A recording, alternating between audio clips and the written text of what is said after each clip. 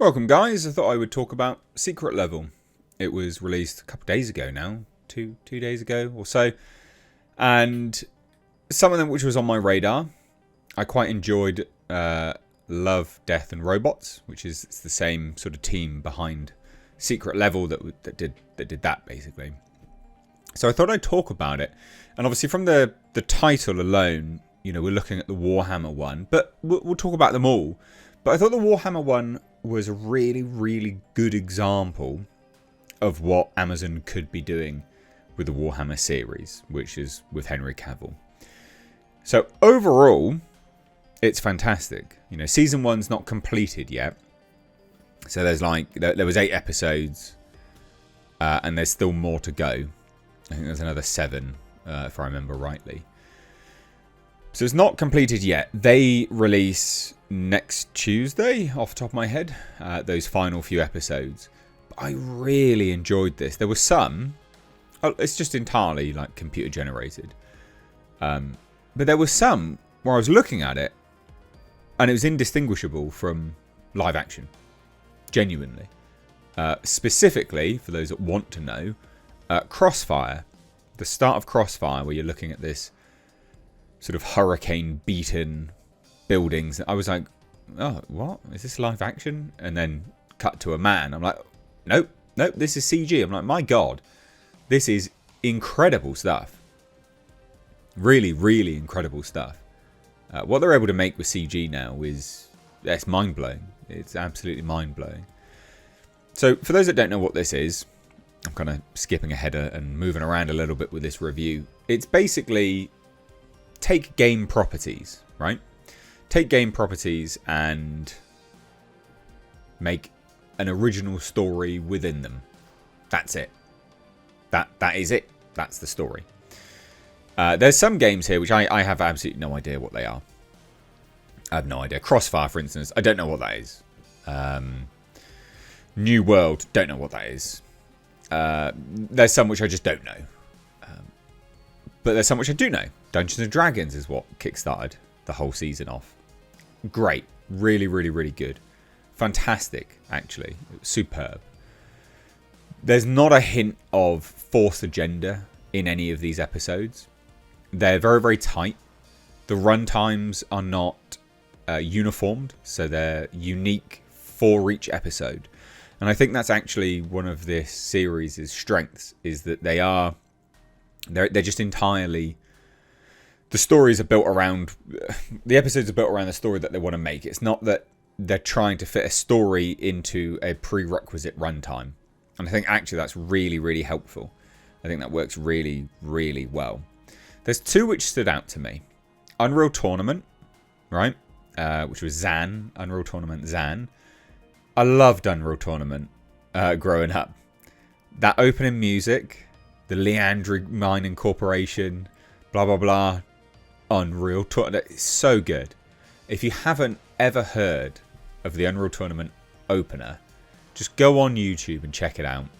It will get you pumped. And if you can imagine listening to that and going into playing a game, it gets you so amped. I know I sound like an old boomer when I say they don't make games like they used to. They just don't. That was so good. And to watch that whole episode play out was brilliant. It was such an inventive way of showing Unreal Tournament. It was brilliant. It was genuinely really good. Second one was the Pac-Man one, and I'll get to the Warhammer one at the end. Pac-Man Circle. Just think to yourself, how are you going to do a story about Pac-Man? Like, how are you going to do a story about Pac-Man? Well, they found a way. And it was some Lovecraftian shit. Truly was. It was, wow.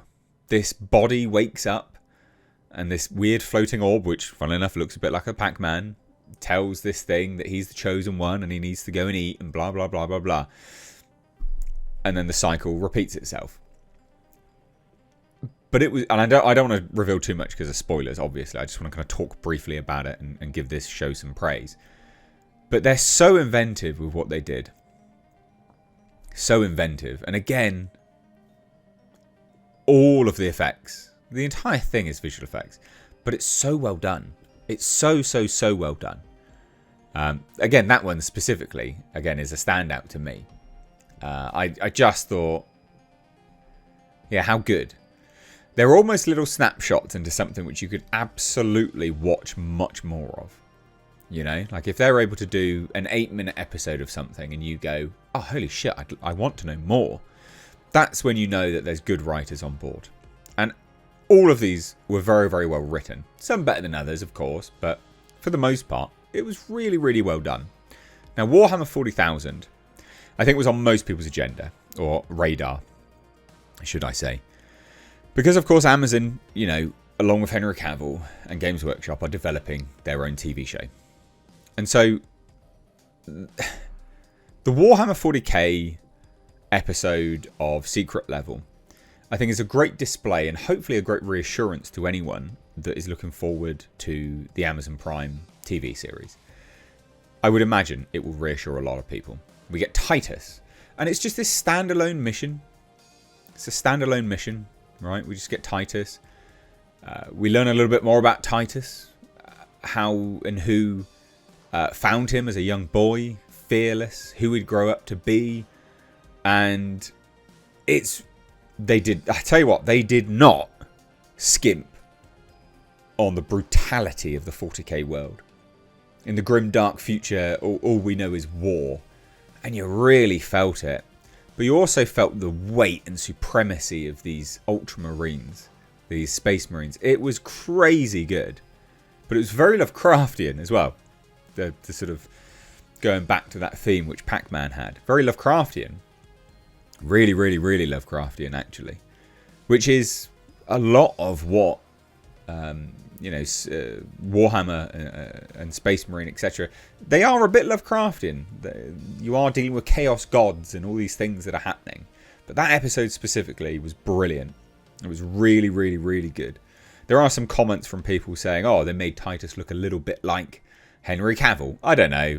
They definitely changed his face from, you know, what people recognise him to be. So it was changed a little bit. But it was superb. It was absolutely superb. Whole season was great. Whole season was absolutely brilliant. Strong recommendation from me. And I can't wait to watch more of it. So, yeah. I guess it's like Secret Level Part 1. Because if I'm looking at the list, it's still Season 1. You know, it releases next week, December 17th. And it's still Season 1. And it goes from episode 9, 10, 11, 12, 13, 14, 15. And then I think that's it. It's Tuesday to Tuesday, and I think that's it. If you haven't already, do watch it. And I don't think you'd be disappointed. The sort of Lovecraftian vibes that are in the Warhammer one be right up your street. It was brilliant. And it should really reassure you guys that actually, if you've got the right people on board for the show, the TV show, they won't go full-blown woke on it. Hopefully. But we'll see. Because there's not even a hint of that in this show. So it's well worth checking out. But there you go. There's my review. Love to hear your thoughts if you've watched it. Bye now.